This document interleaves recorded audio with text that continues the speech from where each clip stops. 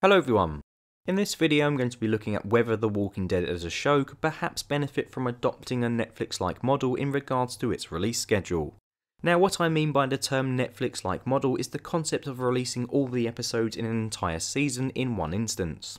With that in mind, I'm going to examine if there is perhaps a case to be made for The Walking Dead being more enjoyable if all the entries in a season were released on the same day instead of slowly being aired over the course of 6 months. There will be spoilers for the entire show in this video, so please don't continue watching if that will be an issue. Anyway, without further ado, let's begin. At first glance, discussing whether The Walking Dead should put out 16 episodes in one hit may seem like quite a random subject to base a video on. However, I do have my reasons for wanting to explore this specific concept. When looking at the last few seasons of the show in particular, a major issue that I and many fans have raised is The Walking Dead's over-reliance on poor mistimed cliffhanger moments. Having to wait a couple of episodes to find out that Glenn is actually alive under a dumpster, and currently having to wait around 6 months to see the resolution of Carl being bitten, can kind of feel like a slap in the face. However, I do wonder whether these given examples wouldn't be that much of a problem if the next episode was available to watch immediately. Sure, you could still make the point that Glenn surviving being surrounded by walkers by crawling under a dumpster, and the show's choice to kill off Carl are still pretty stupid decisions. However, perhaps if viewers were able to witness the resolutions to these events as soon as they wanted, it may help to soften the blow. When using the example of the Glenn incident, although I still think the entire scenario was really dumb, my main issue with the whole event was the fact that I had to wait 4 weeks to find out what happened to him. Had I been able to view the rest of the season as soon as I wanted, I don't think this cliffhanger would have annoyed me half as much, even though I still don't agree with its inclusion amongst the show in the first place. Another reason why I wanted to debate this issue is due to my own experiences with the show. I got into The Walking Dead relatively late. I actually wasn't really aware of the franchise until I came across the first season of the game, and after enjoying the game immensely, I decided to give the show a go. The first season that I actually watched on TV on a weekly basis was Season 5, with the first 4 seasons already released and available for me to binge through. Now I want to point out that the first 4 seasons of the show also contained a lot of cliffhangers, and even although the show does get a lot of stick for its cliffhangers of late, the truth is they have always been a staple part of The Walking Dead. Of course, it could be argued that maybe I didn't really have as much of an issue with them during the first 4 seasons, because they weren't as manipulative or as misplaced as they are now, but it could also be that maybe they didn't bother me as much because I could just watch the next episode straight away. Let's briefly use Season 3 as an example. During the mid-season finale Made to Suffer, the episode ends with Daryl coming face to face with Mel as the governor pits the 2 brothers against one another in a fight to the death. This entry originally aired in the UK on December 7th, 2012, with its follow-up episode The Suicide King airing almost 3 months later on the 15th of February 2013. When I was binging through The Walking Dead first time around, I didn't dislike the conclusion of Made to Suffer at all. Instead, I thought it was a pretty cool setup and I couldn't wait to watch the next episode. But we must remember that at the time I was in a position where I could simply get off my arse, insert the next DVD of my Walking Dead box set into my media player and watch the next installment. Had I been watching the show at the time the episodes originally aired, being forced to wait 10 weeks to find out what happened to the Dixon duo, I'm not entirely sure I would have felt the same way. A good cliffhanger will entice the viewer to come back and watch more, and when you have the luxury of all the episodes sitting in front of you available for viewing, I feel they can certainly enhance a viewing experience. On the other hand, if a show leaves you hanging for 6 months after teasing a potentially huge moment, it can just end up leaving a rather sour taste in the mouth. Speaking of 6-month teases, I actually know of some viewers who don't share the same hatred of the Season 6 ending in which Negan kills the cameraman as I do.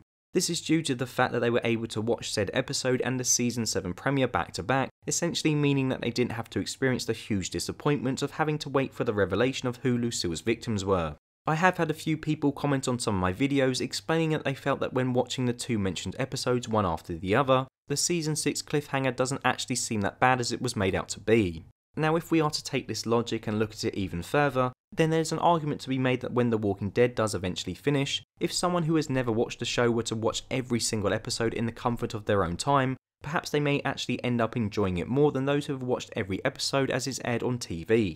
Of course, attitudes towards cliffhangers aren't the only thing that could be potentially affected by having the ability to binge watch a show.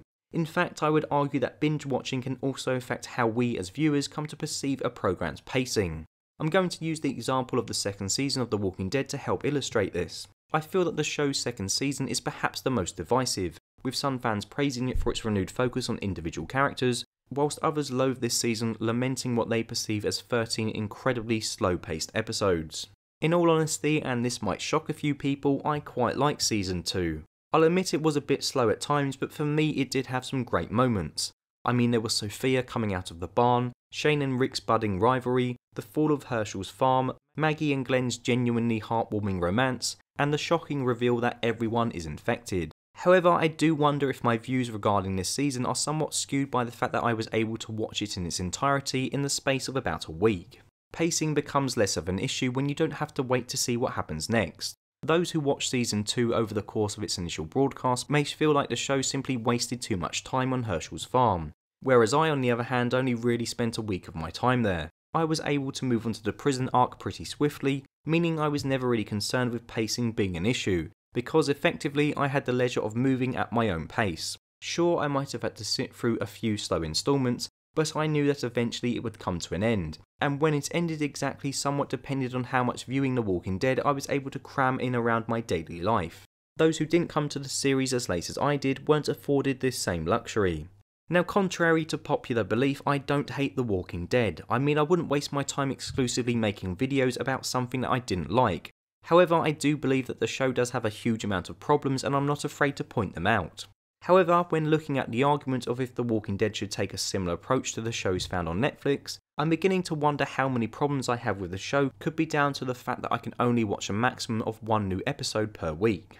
Of course, even if The Walking Dead did throw 16 brand spanking new episodes at the public all in one day, I know it wouldn't magically fix all the issues that it has associated with bad writing and plot holes. For instance, even if I was able to see the rest of Season 8 now, and be able to witness the next episode detailing the resolution of Carl's bite, for me seeing this resolution still wouldn't change the fact that I believe this narrative choice to be a ridiculous move from the writers in the first place. However, perhaps due to the fact that I'd be able to watch the 7 remaining episodes of Season 8 immediately, you could possibly argue that I would be able to move on from this decision quicker due to being able to see what comes next. In all honesty, it's hard to say for definite if The Walking Dead, or any show for that matter, is improved by having all its episodes readily available for viewing. Without comparing those who have watched The Walking Dead religiously on TV since its beginning, with those who have binged from the beginning to the show's present point in the space of a couple of weeks or months, it's hard to effectively say if viewer enjoyment is linked to having episodes being readily available, and hell, even comparing these two types of viewers may prove to be unreliable anyway. I normally end my videos by compiling my thoughts and coming up with a summary of my feelings, offering a conclusion for one side of the argument or the other. However, I'm finding it particularly hard to do so on this video. Whilst I don't for 1 minute believe that The Walking Dead would suddenly transform into a much better show if the entirety of each season was available from the get-go, I can't help but feel that some of my attitudes towards particular past seasons may have been somewhat affected by the viewing method that I engaged in when watching them. I'll never know for certain if the reason why I don't really have a problem with the cliffhangers found in Season 1 to 4 is because I could just watch the next episode straight away, or if it's due to the fact that these cliffhangers were of better quality than they are now. In addition, I have to question if I have fond feelings towards Season 2 because I found it to be a very well written tight 13 episodes of the show, or is my view of this season as a whole somewhat influenced by the fact that I didn't have to wait weeks on end to be able to watch it from start to finish? These are difficult questions to give answers to, and one that unfortunately I can't sway towards one side or the other for certain. Maybe when the show has finally finished, I'll go back and watch every single episode in my own time, and perhaps then I'll have a better answer. So there you have it, there's just some general thoughts regarding my feelings about The Walking Dead taking a Netflix-like approach to its scheduling. As always, please let me know your thoughts below. I'm really interested to see if anyone sort of agrees with anything I've said in this video, or perhaps you just think I was blabbering on about nonsense. Anyway, regardless, just as always, let me know what you think. As always, thank you very much for watching, and until next time, goodbye.